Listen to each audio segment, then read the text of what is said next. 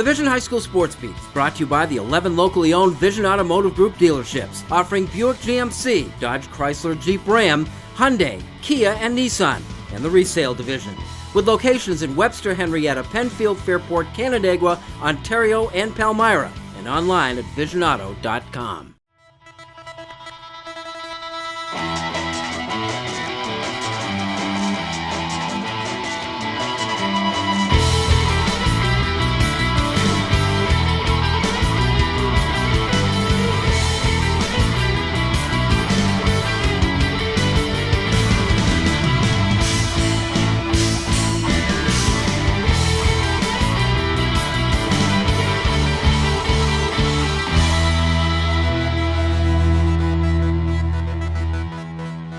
Hello, everyone, and thanks for joining us. This is the Vision High School Sports Beat. I'm Bill Pucko.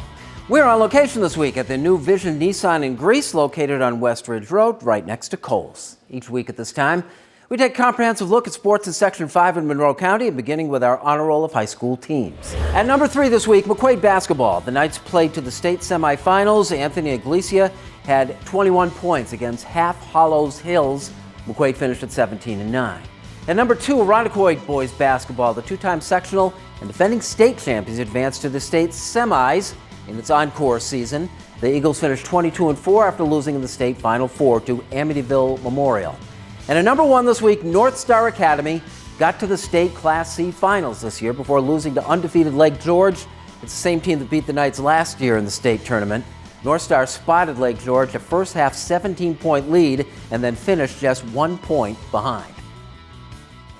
We are revisiting some of our favorite stories from the winter sports season. Victor won the state hockey championship this year. The Blue Devils were undefeated. Penfield may have been the second best team in the state because they were awfully tough to beat in the Section 5 finals.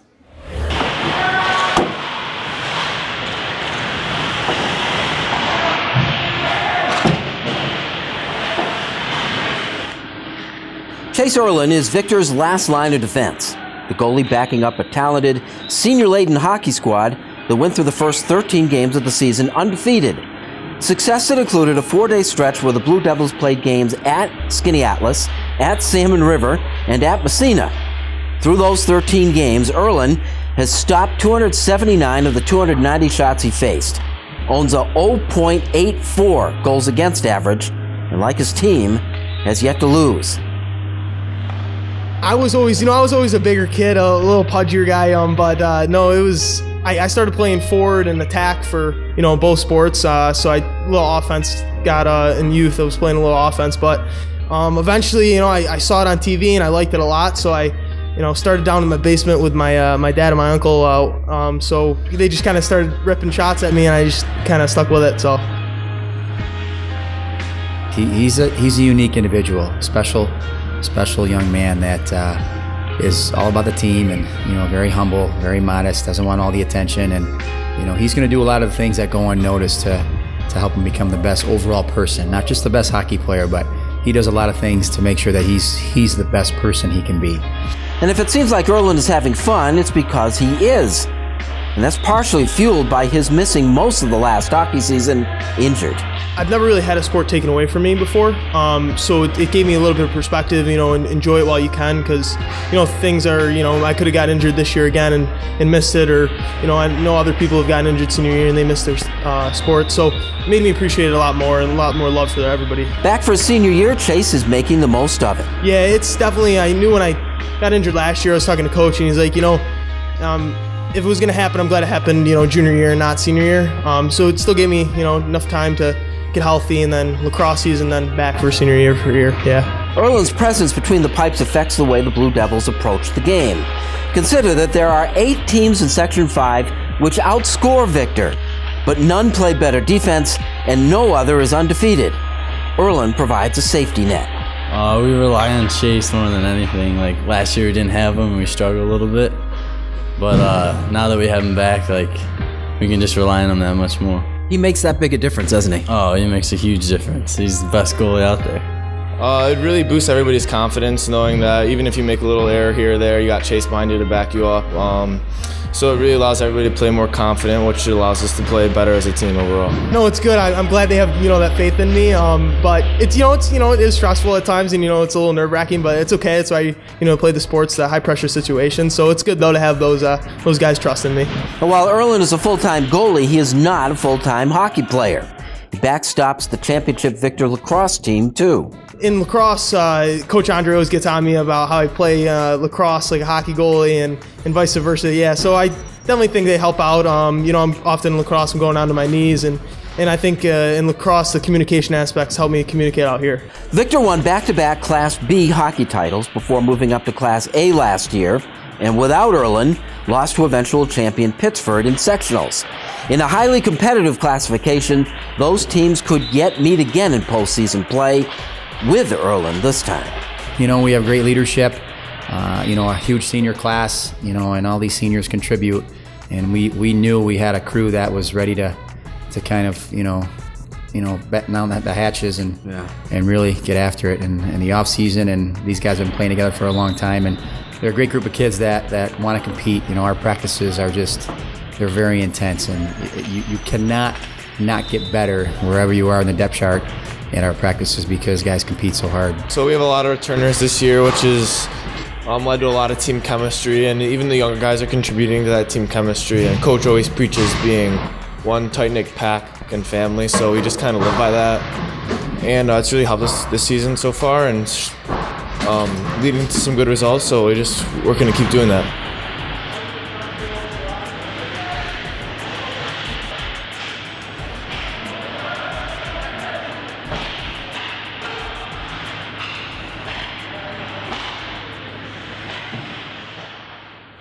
Erlen graduates in June and will move on to Cornell to play lacrosse. Coming up, a national record-setting bowler, and Paul Gotham joins us at the Dunkin' Donuts High School Notebook when the Vision High School Sports Beat continues. Dunkin' iced coffees are $2 from 2 to 6 p.m. That's right, all sizes, all freshly brewed, all with that signature smooth Dunkin' taste. Power up with a Dunkin' iced coffee for $2. America runs on Dunkin'.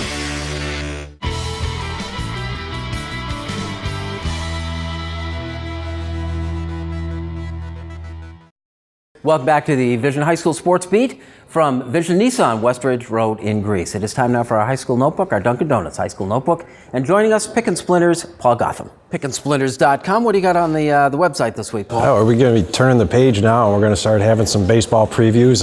Certainly we have our local Division III stuff in MCC, but we'll start previewing all the high school teams this week. Spring still seems like a long ways away. Especially when we can look out the window and see that white stuff. All right. Well, then give us some hope. Take a look ahead. What are some of the things that we've got to look forward to in the spring sports season? Well, certainly with baseball, we had two Final Four teams, local Final Four teams last year in Pittsford, Sutherland, and McQuaid, and there's no reason to think that those teams won't be back somewhere near that level. It would be hard to believe McQuaid won't be back in the Final Four this year because it returned so many guys, Hunter Walsh, Eric Johnson, Ben Beauchamp, all those guys, and that's not even mentioning Tyler Griggs, who picked up the UConn scholarship in the offseason. All those guys are coming back, which would give McQuaid the lead on that. Sutherland, Brandon DeRosa's second year as a head man. He's got Connor Fitzsimmons back behind the plate, Graham Shield on the mound, and then Davis Hyman in center field. A lot of potential there with that group. What is happening at McQuaid? My goodness, state champs in soccer. The basketball team had its run to a sectional. You got the baseball team. All of a sudden, McQuaid, maybe it's not all of a sudden, they're like a force. It is interesting with the baseball program, especially because they are so young. Tyler Griggs is only a junior. Ben Beauchamp is only a junior, so these guys are going to be around for a couple of years. Everything goes in cycles, I guess, right? And they're in a good part of that cycle right now. Got a good second tier for us. A couple of years ago, East High was such a great story. I mean, is there still hope for that kind of a thing? Certainly, Kyle Crandall will always be competitive with East High. East going down to A2 now, so that gives them a chance to win that sectional title. Second tier with your AA schools, Rush Henrietta, Bill Rasmussen's group will be right back there again. Andrew Sanchez is a special player behind the plate, and Ray Specht plays a variety of positions, middle infield and sometimes outfield. Speedy leadoff man for the Royal Comets there. And Rush Henrietta will be right back where it is. An interesting side note, we have several very good catchers in Section 5. It'll be interesting to see how that plays out. Add to that list guys like David Sturpey over at Hilton and whatnot. We have a lot of very good catchers. Any pro-worthy guys that we can look at and say, hey, maybe someday? I think our pro-worthy guys just moved on to college. Certainly we're going to see, I think there's going to be talk about Shane Marshall with that possibility later on. Out of Webster Schrader, who is now at Binghamton. Reed Van Scooter went from Livonia to Binghamton, and certainly he's going to be mentioned in that discussion. And I would be remiss if I didn't mention Tanner Cooper out of Canandaigua, who's now at Stony Brook. Yeah, Binghamton producing prospects. Well, Binghamton's had several draft picks, not out of our area, obviously, but over the last few years, they've had a draft pick pretty much every year in the MLB draft for the last 3 or 4 years. All right, we're looking forward to it with you. Paul Gotham, PickandSplinters.com, and our Dunkin' Donuts High School Notebook.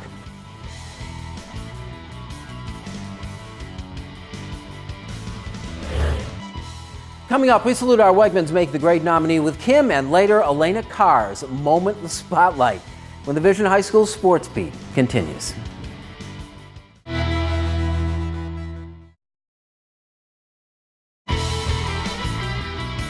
Welcome back and thanks for watching the Vision High School Sports Beat. I'm Kim Burnson. It's time now for Making the Grade, brought to you by Wegmans. Wegmans is a proud supporter of Making the Grade, which highlights the accomplishments of Section 5 student athletes on and off the playing field. Making the grade this week is Lucas Jones, a senior at Greece Odyssey Academy. Lucas is about as well-rounded of a student as you can get. He's a co-captain of the Greece Storm varsity swim team while maintaining grades that put him in the top 10% of his class. While competing at sectional championships, he placed 8th in both the 200 and 100-meter freestyles and was a member of 2 relay teams that placed 3rd and 5th. Aside from his academic and athletic accomplishments, Lucas has dedicated his time to his community as well. He volunteers along with his Boy Scout troop through St. Mark's Church in Greece. He's set to become an Eagle Scout this spring as he wraps up his project at Basil Morella Park in Greece. Nominated for his commitment to his academics, athletics, and his community, this week Lucas Jones is making the grade. If you have a student in mind for our Making the Grade segment, we want your nominations. You can send them in to info@classywolf.com. Now here's Bill with the Section 5 calendar. Here's the Section 5 calendar for the week ahead. Our first girls lacrosse game of the new season finds Churchville Chili at Canandaigua Monday at 7 o'clock. On Wednesday, Brighton plays at Mercy at 4:30. Our first local softball game of the year is on Tuesday. Franklin plays at Greece Athena at 4:30. It's a big week for boys lacrosse, full week, and on Tuesday, Brockport is at Eastridge at 5 o'clock. Rush Henrietta plays at Penfield also Tuesday at 5. And Greece plays at Spencerport, that game at Cosgrove Middle School at 6:15. And then on Thursday night, Canandaigua hosts Webster Schrader at 7. And Pittsford plays at Irondequoit under the lights at 7:15. Go see a game, dress warmly. That is the Section 5 calendar for the week ahead. Coming up, 8:31, the number of the year in high school bowling, when the Vision High School Sports Beat continues.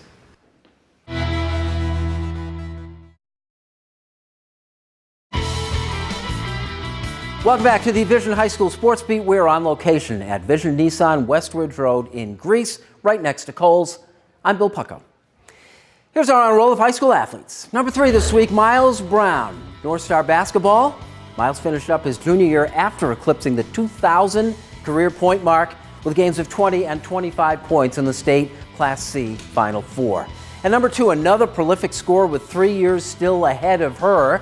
Bishop Kearney's Sanaya Wilson netted 16 points and rebounded 12 in her team's state semifinal loss to undefeated Baldwin. Wilson already has her first 1,000 points. And at number 1, Lene Tava Thomas of Rush Henrietta, who snuck back onto our list by finishing second in the New Balance Nationals long jump competition. Lene jumped 20 feet, 7 1/4 inches, which is still a foot off her Section 5 indoor record. She owns or shares 7 of those. Back in December, Hilton bowler Elena Carr thought that it might be fun to bowl the first 800 series in her family's history. Little did she know what she'd gotten herself into. First and foremost, have you ever done anything close to what you did? Yeah. Record here. This is When have you last seen such a fuss being made over a bowler in Rochester? A girl, a 14-year-old no less. She is Elena Carr, a 9th grader at Hilton High School, and she did something in a league meet at Terrace Gardens against Penfield that no high school girl had ever done, anywhere, rolling a 3-game, 8-31 series. How cool was it having teammates to share it with? It was honestly amazing. Like, they're my family, and like, they're just amazing people, all of them, and I love them all so much.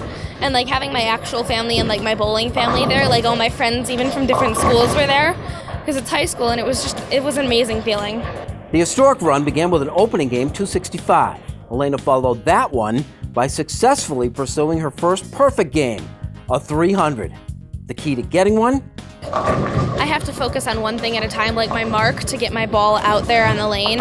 I can't focus on like everything going on around me at the same time. It's got to be like a specific thing. So all the training, all the coaching you get is really leading to dealing with that situation, isn't it? Yeah, it is. It's like kind of focusing you on learning how to tune everything out and how to like do the best you can under whatever circumstances may come up.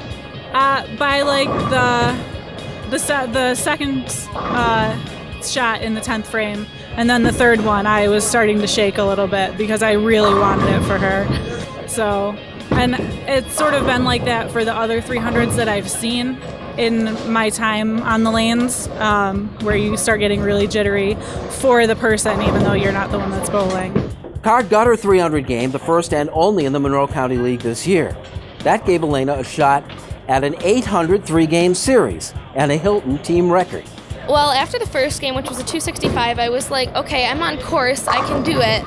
Because you only need like a 265 averaging to get an 800. But after I figured out that like, I shot the 300, I was like, I need a way lower score than I did to get the 800, and it was kind of amazing for me. Like, I just got to get to that point. Like, it was just like this little leap, and I can make it. And we all sort of assumed that she was going to get an 800 series, which was going to be great. So that was going to be something big for us, just as a team to celebrate. I mean, out of 3 games, you can get 900 pins, and even, getting 700 is really great. So getting 800 is amazing. The issue of a national record came late, with Carr still putting the finishing touches on her day. She wasn't told. The previous mark was 826, set 10 years earlier.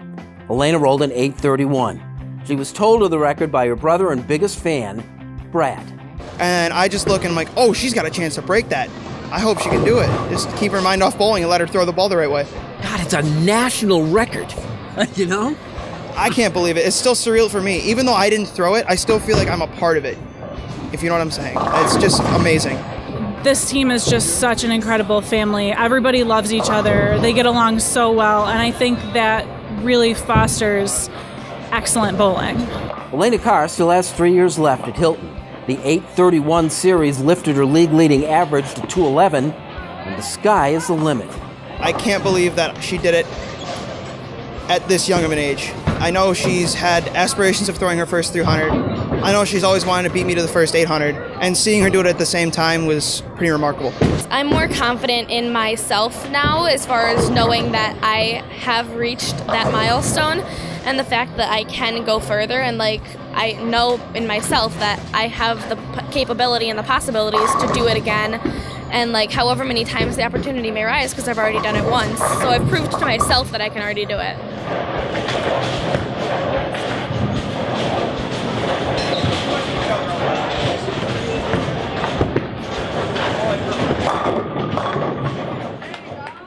Elena wound up with the second best average in the league at 203.64. Her 300 game, the only perfect game of the year.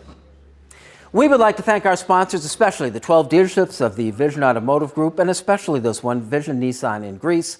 They make the Sports Beat possible, as do you. Thanks once again for watching. We'll see you next week with the Vision High School Sports Beat.